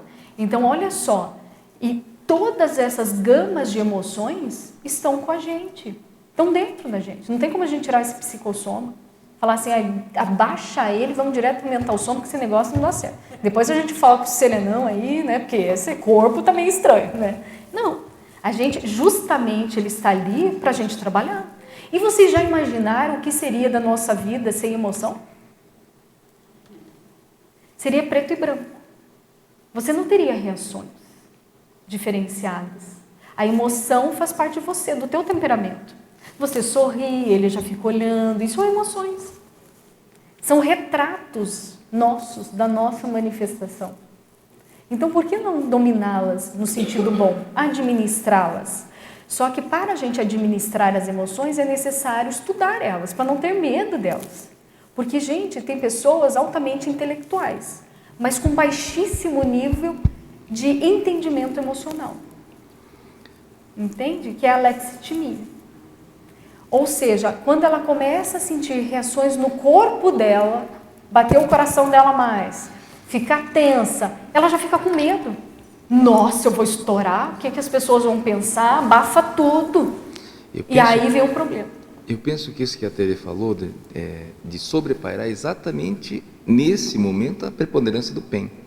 É você olhar aquela situação e você tentar olhar todos os componentes, e aí você vai começar a entender por que essa pessoa me causou essa reação. Perfeito. E às vezes, essa técnica que você falou, a gente às vezes tem que sair, né? Às vezes o momento é esse mesmo, naquele momento não adianta você tentar intervir dentro daquela situação, que às vezes é uma situação de conflito, alguma coisa assim, tentando, porque às vezes a outra pessoa também está alterada de alguma maneira, né? Ou é um interlocutor, uma situação que você às vezes não tem controle sobre aquilo, nem é uma pessoa, é uma situação que te causou um desequilíbrio, né? É aquilo que eu acho, que eu falei das influências das situações e das coisas. Mas você pensa sobre aquilo e aí você traça a estratégia, que aí é o pensamento, para que aquela emoção, aquilo que te causou a reação, né, aquilo seja de alguma maneira contornado. E aí vem a alavancagem, porque se você usa então a pensenidade de uma maneira a tentar compreender aquilo, você começa a ter então uma maior cosmovisão do que está acontecendo e de repente a solução, a própria raiva, que deixa de ser raiva, aí você já está transformando esse sentimento, ela te dá a energia necessária para que você suplante ou supere aquela situação com alguma solução, né? Mas aí você precisa ter, nesse momento, a questão do sobrepairar, que eu vejo, é a preponderância do PEN. Isso, perfeito. Né? Da racionalidade. Não é que você não vá estar sentindo o que você está sentindo, mas é você preponderar, analisar a situação com racionalidade para você ver como fazer para fazer. Agora é interessante que todas as técnicas para focar no pensamento podem ser tanto essa que o Alain falou, que é um caso, Alain, que a pessoa já tem mais o hábito de pensar, entende? Ela já está ali mais... ela tem mais... talvez tenha essa questão. Por isso que... Mas foi muito bom se colocar. Então, uma pessoa que já tem mais experiência com isso, óbvio, numa situação com raiva, ela percebe raiva, mas ela já vai pensando em estratégias. Ótimo. Mas tem aquelas que com a raiva ela já fica... Ela fica confusa. E para não perder todo o PEN, o ideal é ela pensar em estratégias que ela vá oxigenar a sua mente. Aí vou sair correndo. Vocês estão vendo que não tem receita de bolo? Que cada um... Mas o mais importante é pensar no que fazer ou o jeito certo de fazer naquele momento. E cada um vai ter estratégias, tá? Mas o melhor, quando a gente faz isso, a sensação íntima de bem-estar é imensa. Porque você se sente assim, nossa, eu consigo, entende? Eu consigo organizar os meus pensamentos por mim mesma. E eu vejo que essa é a grande força da consciência. Ela é capaz, entende? E ela escolhe, o mais sério de tudo que eu aprendo demais nessas dinâmicas, né, com os pesquisadores, é que você, na verdade, você está escolhendo ser assediado ou ser desassediado. Você escolhe ser assediado ou desperto. Na verdade é essa. A gente está escolhendo. Então, quando nós pensamos mal de algo, alguém ou de nós mesmos, nós estamos escolhendo isso. A gente está reforçando isso. Escolhemos ser assediados nesse momento, né? Mas a gente também tem a opção oposta. Só que exige mais força. Outra questão bem rapidinho, sabe, Gi? É muito mais fácil a gente pensar negativamente ou trafaristicamente dos outros do que pensar traforisticamente, né? Vocês já pensaram nisso? É muito mais fácil. Até por questões de educação, mesológico, mundo intrafísico, né? Essa alcova, né? Energética, né? Muito mais trafarista. Então, por isso que a gente tem mais dificuldade de elaborar pensamentos traforistas. Mas é esse que é a nossa, eu vejo, esse que faz a ligação com o nosso curso intermissivo, com as comunex, entende? Com os amparadores. Só que isso exige força, ele não vai vir do nada. Não deixe a motivação vir para você pensar bem. É o contrário, você tem que pensar, fazer força, depois vem a motivação para você pensar mais ainda, né? Melhor, porque não tem jeito. Gi, por favor. Ok.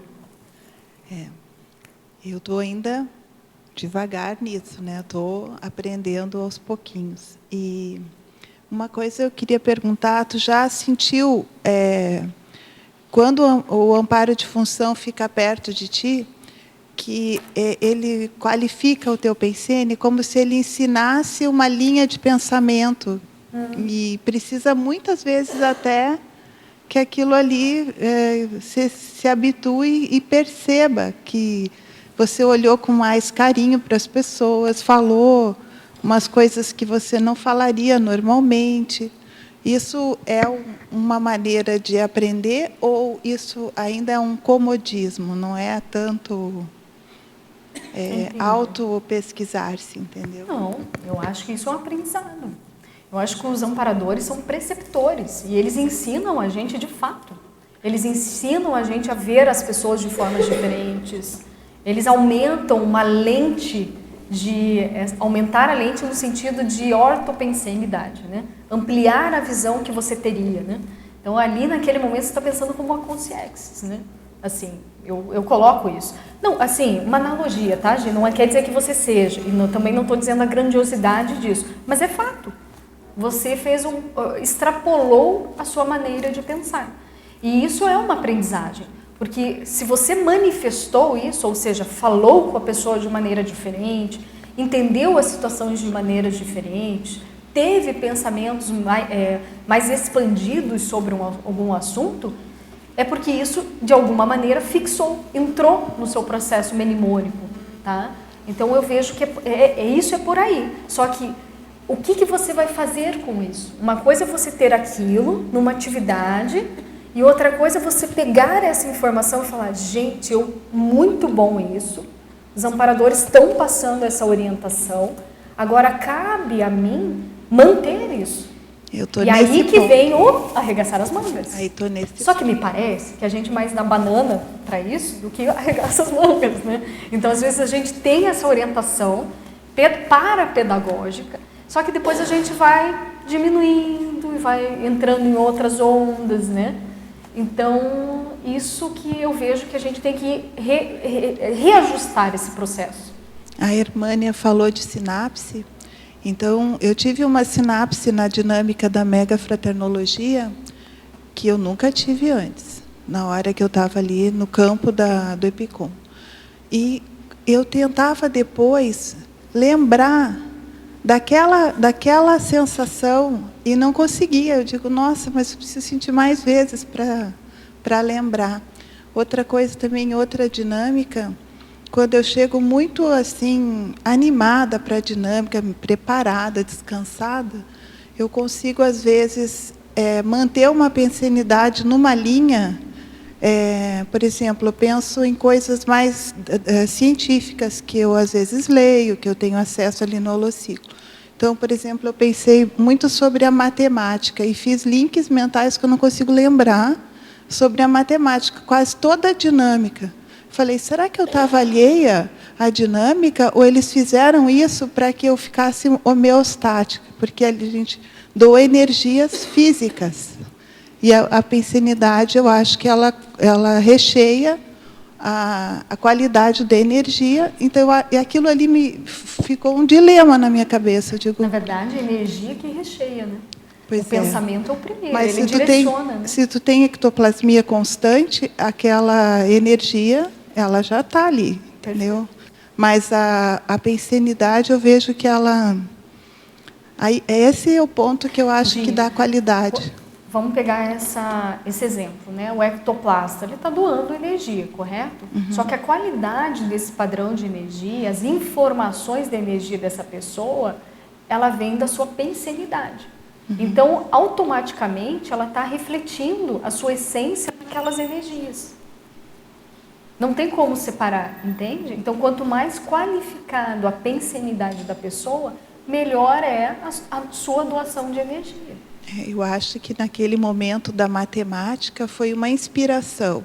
E numa outra dinâmica, o Epicom falou a palavra matemática junto com a desperticidade, me mudou o padrão na hora, porque eu fui naquele padrão que eu estive na quase toda aquela dinâmica que eu achei muito bom. Então, agora, faz links de socorro mental, entendeu?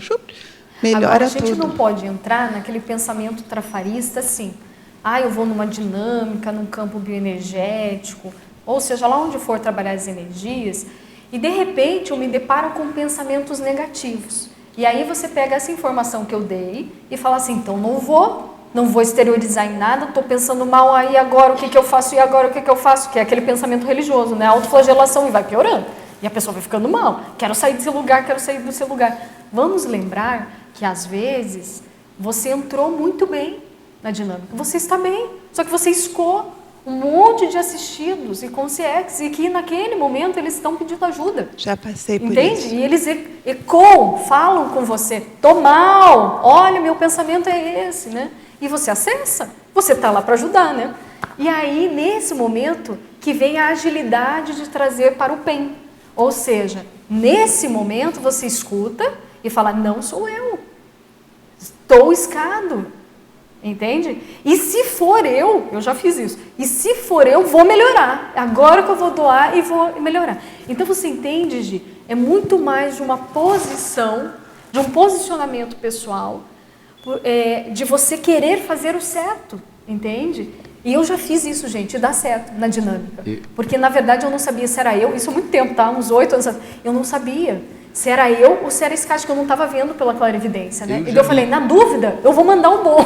Então, tipo, eu vou mudar a minha... Essa de sou eu, não sou eu já me vi limpando rotas pensênicas, de como pensar. E na hora me veio assim, talvez até ajudar dentro de um campo por amparador, falando assim, isso era a maneira de pensar. E eu pensei, olha, eu teria esse tipo de pensamento e essa reação.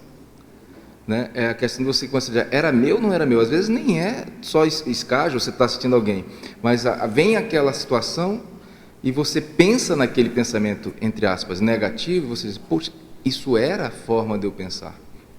E aí você começa a consolidar que aquilo lá já não é mais um negócio diferente. Eu já me peguei fazendo esse tipo, é como se fosse uma limpeza de uma, sei lá, desconexão de uma sinapse, alguma coisa assim. Na TENEPS acontece. Acontece demais, as reações que às vezes você acha que você teria, né? E aí você começa a o negócio e a coisa Não, mas agora não é assim. Vocês entendem a flexibilidade que a gente tem que ter? Porque vira e mexe na assistência, a gente vai se deparar com pensamentos anacrônicos nossos. Mas é porque faz parte, a gente é uma interassistência. A gente também é assistido dentro do processo. Agora, tudo vai da postura pessoal. Se você cair nessa armadilha de, ixi, então eu sou péssimo. Ah, nossa, como é que eu vou ajudar aqui? Foi, e você não vai conseguir ajudar os outros. Tá? Então, é sempre pensar a maneira mais certa de você corrigir o seu pensamento, né? De você atuar naquele momento. E aí o amparador se conecta. Então, pode falar, por favor. Não, pode. Não, é interessante você falar sobre TENEPS, porque eu percebo na TENEPS, primeiro eu penso, tudo que é na TENEPS, as ideias que eu tenho são como amparo. Mas eu percebo que eu tive ideias que foi errado. Eu pensei, porque eu tive essa ideia, eu sei que esse é não certo fazer isso e isso. E eu percebo que esse é também um processo como amparo nesse momento, de pensar, de perceber, aqui esse é meu erro, esse é dentro de mim. Por que eu tive isso? Qual necessidade eu tenho por ter essa ideia errada de novo? Por descobrir esses. É interessante que mesmo na TENEPS, é um campo com erros e por aprender. Muito bom. Eu tenho uma outra pergunta. Eu fiz uma técnica para ver, eu tenho megatrafars, eu tenho pensamentos que são ruins. E quando eu estou caindo em essa espiral negativa, eu coloquei lá para mim automáticos como alarmes. Isso. Que sonam amarelo, vermelho. E esse mais ou menos funciona. Mas é problemático por fazer isso, ou transferir isso dentro na dimensão extrafísica. Lá eu consegui também colocar alarmes, mas eles são diferentes. Esse é não fácil por fazer transfer de trabalho intrafísico. Na extrafísico, extrafísico é muito mais verdadeira, é muito mais rápido. Se eu penso só um pouquinho errado, já essa espiral está chegando mais rápido. Como nós podemos estabilizar isso? Eu acho que aqui que é o treino, Ior, intrafisicamente falando, entende? Quanto mais você repetir isso, isso vai virar um hábito seu. E você sabe disso, daí você vai mudando esses pensamentos, que nem chega um ponto no teu balanço da pensanidade, você fala assim, gente, eu já superei esse tipo de pensar. Aí vem um outro. E aí, extrafisicamente, você não... entende? Isso, a gente vai treinando aqui, quanto mais desenvoltura e habilidade a gente tiver aqui, mais extrafisicamente a gente vai refletir. Entende? E a gente também vai descobrir outras coisas novas, tanto boas quanto lacunares, né? Mais negativas. Mas é isso que eu percebo, porque realmente você projetado é aqui agora já, né? Tipo, tudo que você pensa é ali, na hora. Então, por isso que o fenômeno parapsíquico, ele exige uma auto-organização pensênica e também energética. Não tem como. Quanto mais organizado pensenicamente, mais desenvoltura você vai ter. Entende? Tanto aqui, nos fenômenos intrafísicos que a gente ocorre, como também extrafisicamente. Eu acho que tudo parte de uma organização, que é a harmonia, né? Agora, a pessoa que não está tão organizada pensenicamente, ela consegue ter projeções? Claro, ela consegue, só que ela não consegue capturar informações, porque ela está obnubilada, confusa. Os pensamentos delas vão ser também mais... mais ativos, digamos assim, desorganizados, entende? Então ela não consegue trazer tanto e não consegue aproveitar tanto, né? Mistura sonho, né? Então isso já está evidente, essa questão. Então por isso que eu vejo das técnicas do professor Valdo, de detalhismo, sabe, de escrita, tudo ele trabalhava intensamente a questão dos atributos mentais. Tudo dele era muito assim... Era detalhe por detalhe, minúcia por minúcia, não era assim? Eu me lembro que ele chegava aqui, me corrijo se eu estiver errada, né? Mas antes de chegar no tertuliário, quantas vezes ele perguntava para a gente, vocês sabem quantas flores floresceram? Quais eram as cores? Ele falava assim. Aí todo mundo ficava com a boca aberta, ninguém sabia. Ixi, a gente entrou dormindo e sentamos, né? Quando era a minha tertúlia, né? E ele fazia isso que para ele era importante, porque ele sabia que aquele dia tinha mais processo energético no ambiente, ectoplasmia. Ele percebia os padrões ali instalados, entende? Isso é organização. É você estar atento a tudo, a todas as informações, né? Para você ter, é um arcabouço, né? De informações que diz que é organização, é o detalhismo, né? Do processo. Isso a gente, vamos ter que ralar, né? E isso influencia o parapsiquismo. Demais, gente.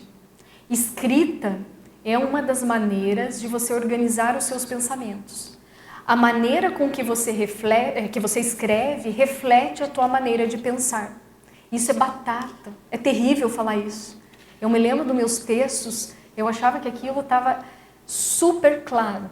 Aí vinham os revisores falando, nossa, não entendi nada. Por quê? Isso retratava a minha pensenidade.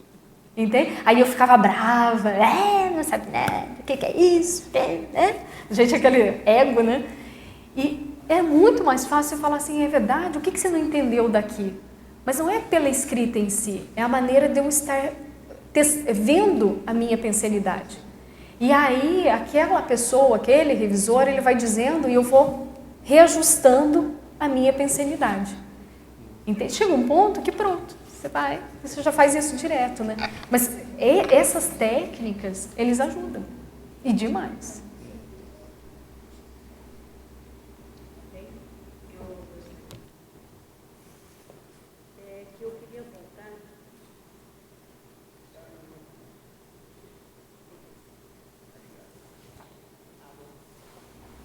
Oi, eu queria voltar a uma questão da Gi, que ela falou, da questão da matemática.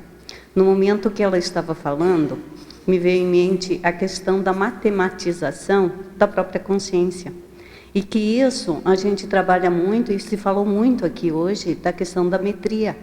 Né? Então, no momento, para mim, o que o conscienciograma me chamou muita atenção? É justamente eu poder fazer essa medida. E lá tem números. E aí você estava citando, né, o professor Valdo, quantas flores, quais as cores, isso tudo é matemática, tudo é numeração. Então, eu vejo, na minha experiência, que quando eu adentro nessa questão mais da linha matemática, da linha de medição, eu clareio muito mais as minhas ideias. Eu consigo perceber muito mais, porque aí entra a questão das relações, da numeração, de quantidade, e você pode fazer uma questão da qualidade. Então, a Gi falou, eu entro nessa questão da matemática, eu tenho maior lucidez. Para mim, a lucidez, quando eu entro nisso, eu tenho maior lucidez. Então, eu acho assim, a gente acessar essas informações, eu estou falando da minha experiência, né? Cada um vai ter a sua. Eu acho que acessar, fazer essa metria, primeiramente, você vai fazer uma metria dos seus pensamentos, do que você pensa, de como você pensa, tá? Você vai fazendo todas essas metrias de você. Né? Então, ela só queria contribuir com isso. Alô? Eu só retomando uma frase sua que ficou na minha cabeça, né, que você tinha falado sobre essa questão do pensamento como onda, e que o pensamento não necessariamente sou eu, né, ou não sou eu, aquele pensamento não sou eu. Mas aí eu fiquei me perguntando assim, mas em que momento que o pensamento passa a ser eu? Vamos dizer, em que momento que um determinado pensamento repetido N vezes, a gente passa a se identificar com ele. Eu não sei se eu estou aqui filosofando um pouco demais, mas essa questão de definição, o que eu sou e o que eu não sou, afinal de contas, né? Porque essa questão que o Yorni me comentou, de ter o alarme mental, por exemplo, de ter algum tipo de contrapensene, eu tenho um mecanismo que eu utilizo que é fazer uma interrogação sobre o pensene. Quando eu consigo sair do pensene e olho ele de fora. Né? Então, assim, que tem um pouco a ver com o que você falou antes. Né? Então, assim, não se deixar enganar em relação a se identificar com um pato pensene e aí acabar produzindo um estado consciencial mais difícil. Né? Então, aí naquele momento você faz essa interrogação. Quando você faz a interrogação, você sai de dentro dele. Né? Você se coloca no ponto de vista do observador. Né? Então, aí você consegue gerenciar o processo do seu pensene naquele momento e até assistir uma consciência extrafísica que eventualmente está ali junto contigo, algum processo do gênero. Mas, como você falou essa questão, essa frase específica, né? Não, aquele pensamento não sou eu. Mas aí me ocorreu essa parte reflexiva, assim, de, afinal de contas, em que momento que o pensamento passa a ser eu? Né? Deixa de ser um pensamento que passou e passa a ser eu. É quando ele se torna uma parte do meu hábito de vida, quando se torna meu temperamento. Né? Não, quando você acredita nesse pensamento negativo. Quando você acredita que você é o seu trafar, acabou. Você está escolhendo esse caminho. E isso é o reflexo das inúmeras consciências que estão ali extrafisicamente, sem formas, entende? Não tem aquelas que não conseguem nem se materializar, né? se fixar de tanta desorganização pensênica. Aí elas escolheram esse caminho. Elas escolheram que elas são aquele pensamento que elas tiveram e não saem daquilo. Mas agora, aí... o pensamento é uma parte da sua consciência. Você não é um único pensamento. Entende? Você não é isso. Só que quando a pessoa acredita de fato que ela é, não tem jeito.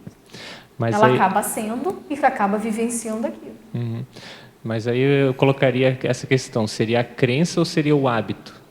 Crença porque, assim, vira hábito, aí é uma filosofia. Tudo que você crê já tem regras embutidas para isso. Para você acreditar é porque você já teve princípios sobre aquilo. Você já criou, já elaborou, entende? O pensamento não é um único pensamento que vem. Já tem todo um enredo construído por você. É todo um filtro mental ali dirigido por você. Por isso que ele é forte. Mas será que em algum momento a gente teria condição até de ter a crença? Porque a crença você às vezes tem que ter essa autoconsciência do objeto, né? Você tem que porque existe a questão, como a gente estava falando antes. Às vezes a consciência ela não tem nem a auto-organização pensênica para elaborar, para refletir, para ponderar sobre aquilo. Mas olha só, o que eu vejo agora em clínica, tá? Mesmo dentro da confusão mental, a pessoa sabe as regras da sua própria confusão. Entende? Ela verbaliza isso. A toda hora, em todo momento. As regras negativistas. Olha a pessoa deprimida. Ela fala. Ela criou para ela um enredo negativo. Essas são as regras dela. E ela vive de acordo com essas regras. São escolhas. Entende? Então, só que ela, olha só, ela não tem lucidez para ver o oposto disso. Ela não vê os recursos que estão, às vezes, do lado dela e recursos positivos. Ela anula tudo isso. Isso é o pior. Daí, nesse caso, a crença que você está colocando seria um conjunto de regras que a pessoa estipulou em algum momento, ou que ela foi construindo ao longo do tempo. E as próprias regras são crenças. Sim. Porque não existiria uma regra por si só? A gente estuda assim, dentro da... Agora eu vou trazer um pouco a psicologia, tá? O pensamento tem aqueles pensamentos automáticos, que são aquelas autodeclarações, tá? Ou até imagens que vêm à nossa mente, de forma muito rápida. Esses são os pensamentos que a gente fala automático. Dentro dos pensamentos automáticos, há regras para eles, de fixação, tá? Então, ali vai se criando essas crenças. As crenças, ou seja, as regras, junto com os tipos de pensamentos automáticos, que são essas explosões, tá, de pensamentos, tanto positivos quanto negativos, eles organizam a nossa matriz pensênica, que são os esquemas, verdadeiros mapas de pensamento, entende? Distribuídos na nossa mente. Há um roteiro disso. Até mesmo os pensamentos positivos têm pensamentos automáticos. Também tem regras. E isso envolve o processo mnemônico da consciência. E aí é um outro discurso, uma outra pesquisa que eu adoraria falar. Eu adoro. Mas você entende? E aí são várias outras questões. A gente tem que entender muito de memória. Isso é muito sério. Sem memória, gente, a gente não fixa aprendizado, não fixa até mesmo regras que podem ser positivas, tá? E também a pessoa tem dificuldade de aferir a sua pensenidade pelo processo mnemônico dela. Ela esquece. Então, por isso que tem que prezar o desenvolvimento e a manutenção da sua memória.